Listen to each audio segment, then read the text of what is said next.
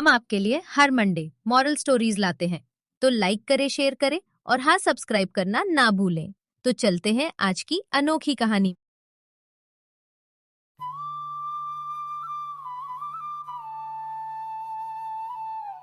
कल्लू नाम का एक किसान रहता था।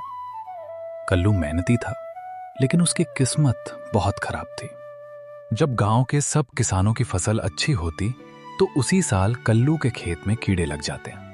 जब बारिश ठीक होती, तो उसके खेत में पानी नहीं पहुंचता।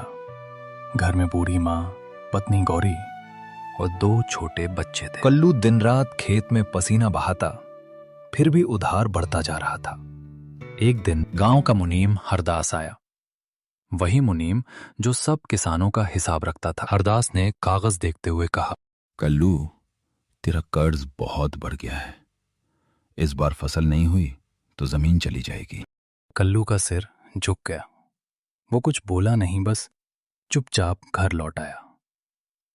उस रात कल्लू सो नहीं पाया। वो बाहर आंगन में बैठा आसमान देख रहा था। भगवान, मेरी मेहनत में क्या कमी है? फिर भी मेरी किस्मत क्यों नहीं बदलती?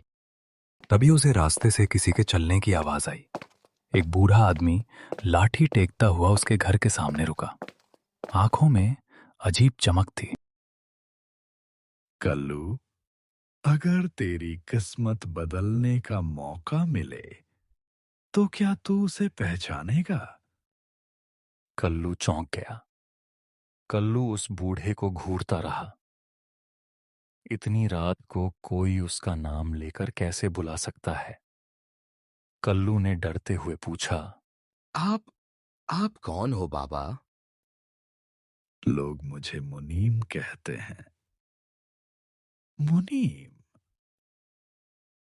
कल्लू चौंक गया। आप तो हरदास मुनीम जैसे नहीं लगते।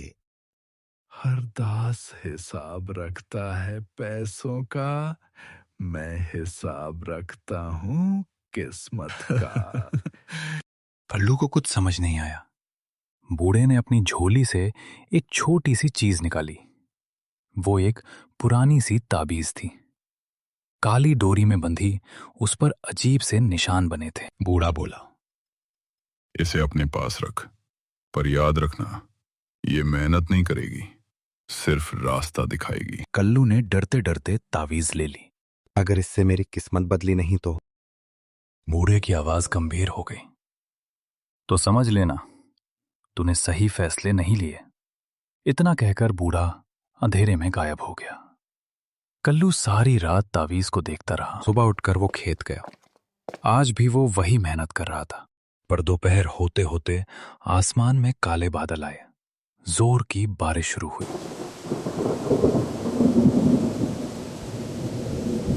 कल्लू घबरा गया।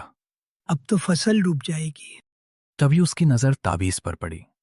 ताबीज हल्की हल्की गर्म हो रही थी। कल्लू को अचानक याद आया, खेत के किनारे पुरानी नाली बंद पड़ी है। वो दौड़ कर गया और नाली साफ कर दी। पानी बाहर निकल गया। शाम को गांव के सब खेत डूब गए, पर कल्लू का खेत बच गया। लोग हैरान थे। कल्लू खुद कांप रहा था। उसने तावीज को पकड़ा और धीरे से बोला, ये सच में जादुई है। उसी वक्त उसके कानों में बूढ़े की आवाज गूंजी, ये तो बस शुरुआत है। बारिश के अगले दिन पूरा गांव परेशान था। किसी की फसल सड़ गई, किसी की जमीन में कीचड़ भर गया, लेकिन कल्लू का खेत हरा भरा खड़ा था। लोग सुबह सुबह कल्लू के खेत देखने आने लगे। अरे, इसके खेत में पानी क्यों नहीं भरा? कुछ तो गड़बड़ है। किस्मत ऐसे कैसे पलट सकती है? कल्लू चुपचाप काम करता रहा। दोपहर में मुनीम हरदास आया। उसकी आंखें कल्लू के खेत पर टिक गईं। वो बोला, कल्लू, तेरे खेत में ऐसा क्या है जो दूसरों में नहीं? मेहनत से काम करता हूं बस। हरदास मुस्कुराया, पर आंखों में शक था। उसी रात कल्लू को नींद नहीं आई। उसने तावीज निकाली। आज वो ठंडी नहीं थी, बल्कि भारी लग रही थी। अचानक उसके दिमाग में एक आवाज आई, कल मुनीम आएगा और तुझे लालच देगा। कल्लू डर गया। अगले दिन हरदास फिर आया। बोला, कल्लू, अगर तू चाहे तो मैं तेरा कर्ज अभी आधा कर सकता हूं। कल्लू चौंक गया। कैसे मुनीम जी? बस अपनी जमीन मेरे नाम कर दे, काम तू करता रहना। कल्लू का दिल बैठ गया। उसका हाथ अपने आप तावीज की तरफ गया। तावीज जलने लगी। कल्लू ने गहरी सांस ली और बोला, नहीं मुनीम जी, जमीन नहीं दूंगा। हरदास का चेहरा सख्त हो गया। सोच ले, ये मौका फिर नहीं मिलेगा।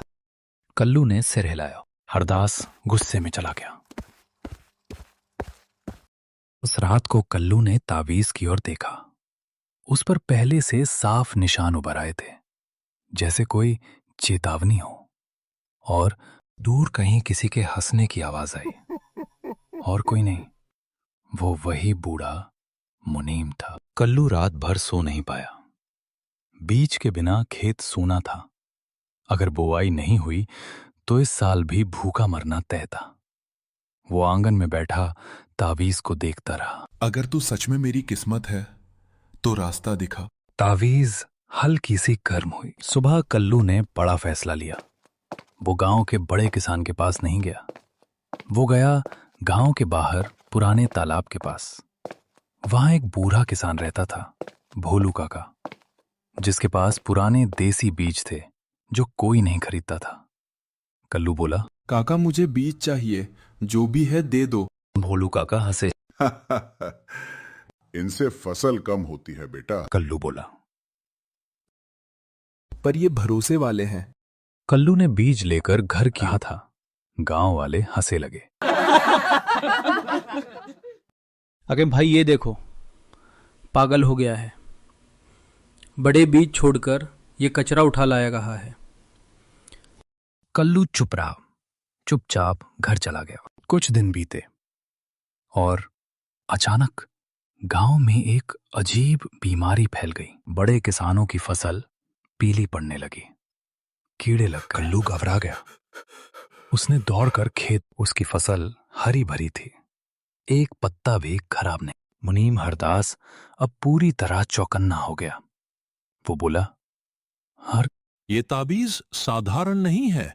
रात को कल्लू के घर कोई छाया फिसली। कल्लू नींद में करवट बदली। तावीज तेज गर्म हो गई। कल्लू उठ बैठा। उसने देखा दरवाजे के पास कोई खड़ा है। कल्लू की आंख खुल चुकी थी। दरवाजे के पास एक साया हिल रहा था। चांदनी में कल्लू ने पहचान लिया। वो मुनीम हरदास था। धीरे धीरे वो अंदर बढ़ा। उसकी नजर सीधे कल्लू की छाती पर थी, जहां ताबीज बंधी थी। कल्लू ने सांस रोकी। जैसे ही हरदास ने हाथ बढ़ाया, तावीज तेज गर्म हो गई। कल्लू दर्द से करा उठा। हरदास घबरा गया। तू जाग रहा था? मुनीम जी, रात में चोरी करने आए हो क्या? हरदास की शक्ल बदल गई और बोला, ये ताबीज दे दे कल्लू, इसके बदले तेरा सारा कर्ज माफ कर दूंगा। कल्लू का दिल डोल गया। इतना बड़ा लालच। पर उसी वक्त उसे बूढ़े मुनीम की बात याद आई। गलत हाथ में गई तो ये बर्बादी कर देगी। कल्लू ने ताबीज कसकर पकड़ी। नहीं मुनीम जी। उसमें साफ साफ मना कर दिया। हरदास का चेहरा सख्त हो गया। तो याद रख, तेरा हिसाब अब सीधा नहीं होगा। इतना कहकर वो चला गया। अगली सुबह गांव में हंगामा मच गया। मुनीम हरदास ने ऐलान किया, सुनो गांव वाले, कल्लू ने हिसाब में गड़बड़ी की है, उसकी जमीन सरकारी हो सकती है। कल्लू के पैरों तले जमीन खिसक गई। उसने तावीज को देखा। पहली बार तावीज ठंडी और भारी थी, जैसे कह रही हो अब लड़ाई आसान नहीं होगी। मुनीम हरदास के झूठे इल्जाम से कल्लू पर आफत आ गई। गांव के लोग जो कल तक उसकी तारीफ कर रहे थे, आज शक की नजर से देखने लगे। अरे हाँ भाई, किसी गरीब की किस्मत इतनी जल्दी नहीं बदलती। कल्लू की जमीन जब्त होने वाली थी। कल्लू ने तय कर लिया, मैं गांव छोड़ दूंगा। उसी रात कल्लू घर के बाहर सो रहा था और पहली बार तावीज बोला, भागने से हिसाब नहीं बदलता। उसी पल वो बूढ़ा मुनीम फिर आया और बोला, अब आखिरी हिसाब होगा। कल पंचायत में डरना मत। उसी रात कल्लू घर के बाहर सो रहा था और पहली बार तावीज बोला। भागने से हिसाब नहीं बदलता। उसी पल वो बूढ़ा मुनीम फिर आया और बोला, अब आखिरी हिसाब होगा। कल पंचायत में डरना मत। उसी रात कल्लू घर के बाहर सो रहा था और पहली बार तावीज बोला। भागने से हिसाब नहीं बदलता। उसी पल वो बूढ़ा मुनीम फिर आया और बोला, अब आखिरी हिसाब होगा। कल पंचायत में डरना मत। पूरा गांव जमा था। हरदास ने कागज लहराए। इसने हिसाब में धोखा किया। तभी कल्लू की तावीज जमीन पर गिर गई। जोर की आवाज हुई। तावीज फट गई। तावीज के अंदर से पुराने कागज निकले। वो असली हिसाब थे, सालों का रिकॉर्ड। कैसे हरदास किसानों को लूटता था। लोग सन्न रह गए। पंचायत ने फैसला सुनाया। हरदास दोषी है। उसकी मुनीमी छिन गई। गांव से बाहर कर दिया गया। वो चिल्लाता रहा पर कोई नहीं सुना। रात को बूढ़ा मुनीम फिर आया और बोला, अब मुझे जाना होगा। कल्लू बोला। और मेरी किस्मत? बूढ़ा मुस्कुराया। अब वो तेरे फैसलों में है। कल्लू फिर भी किसान ही रहा, पर अब डरता नहीं था। सही बीज, सही मेहनत, सही फैसला। धीरे धीरे उसका खेत गांव का सबसे अच्छा बन गया। कल्लू ने एक दिन कहा, जादू ने मुझे अमीर नहीं बनाया, उसने मुझे सही इंसान बनाया, और यही सबसे बड़ी किस्मत थी। हम आपके लिए हर मंडे मॉरल स्टोरीज लाते हैं, तो लाइक करें, शेयर करें और हाँ, सब्सक्राइब करना ना भूलें। तो चलते हैं आज की अनोखी कहानी में।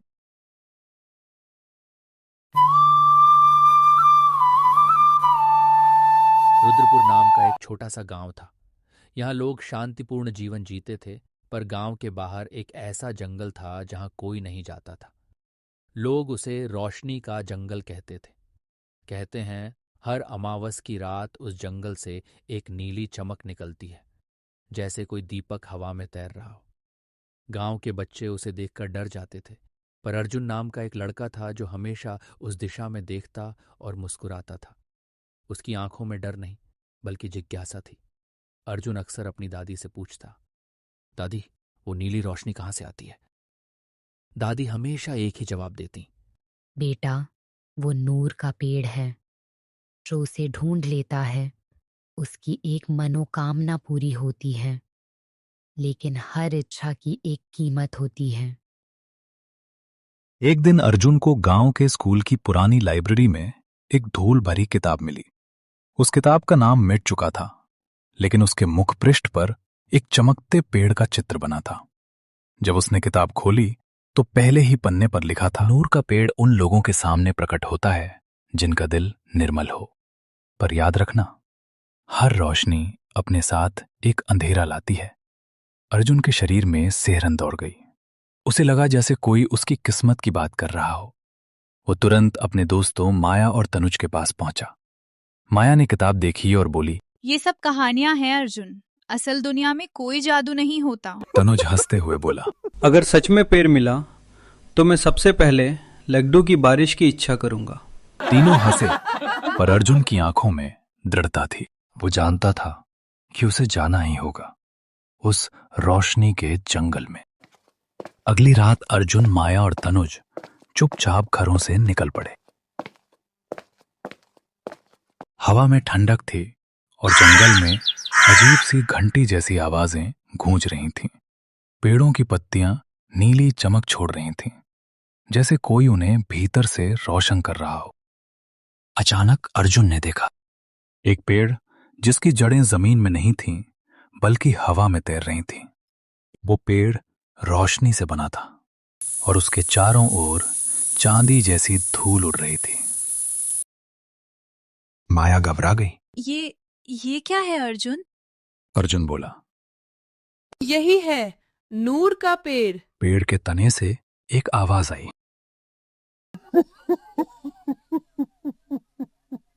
जो मांगेगा उसे मिलेगा, पर हर इच्छा का दाम है। तनुज ने हंसते हुए कहा, तो मैं मांगता हूं सोने के सिक्के।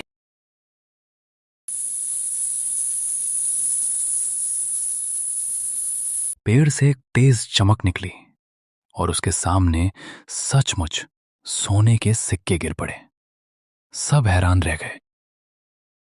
पर उसी रात तनुज के घर आग लग गई और उसके सारे सिक्के राख बन गए। अर्जुन समझ गया, जादू सच है पर कीमत भी सच है। अगली सुबह तीनों फिर जंगल पहुंचे। वहां उन्हें एक अजनबी लड़का मिला, रियान। उसकी आंखें हल्की नीली थीं, जैसे उनमें रोशनी भरी हो। उसने कहा, नूर का पेड़ किसी को यूं ही नहीं दिखता, जिसे ये दिखे उसका भाग्य बदल जाता है। अर्जुन ने पूछा, तुम्हें इसके बारे में कैसे पता? रियान मुस्कुराया, क्योंकि मैं उसी पेड़ से पैदा हुआ हूं। तीनों चौंक गए। रियान ने बताया कि वो नूर के पेड़ की आत्मा है, एक रक्षक जो ये सुनिश्चित करता है कि कोई पेड़ का दुरुपयोग न करे। माया अब तक जादू को झूठ मानती थी, पर जो उसने देखा उसने उसकी सोच बदल दी। उसने धीरे से कहा, अगर मैं अपनी बीमार माँ के लिए स्वास्थ्य की इच्छा करूं तो क्या पेड़ सुन लेगा? रियान ने कहा, हाँ, पर सोच समझकर मांगना। हर इच्छा एक और दुख लेकर आती है। माया ने फिर भी इच्छा मांग ली और सच में अगले ही दिन उसकी मां स्वस्थ हो गई। लेकिन उसी शाम माया की आवाज चली गई। वो बोल नहीं सकी। अर्जुन रो पड़ा। अब उसे समझ आया, ये जादू उपहार नहीं, परीक्षा है। रियान ने कहा, नूर का पेड़ हर 100 वर्ष में एक बार किसी मनुष्य को अपनी अंतिम इच्छा देने आता है। इसके बाद वो सदा के लिए लुप्त हो जाता है। अर्जुन ने अपनी आंखें बंद की और कहा, मैं चाहता हूँ कि ये पेड़ फिर किसी लालची मनुष्य के सामने ना आए। इसे सिर्फ वही देखे जो सच्चे मन से दूसरों के लिए कुछ चाहता हो। उसकी रोशनी आसमान में उठी और रियान भी उसी में विलीन हो गया। जंगल फिर अंधकार में डूब गया, पर हवा में एक शांति थी। कुछ वर्षों बाद रुद्रपुर गांव में बच्चों को अब भी एक नीली चमक दिखाई देती।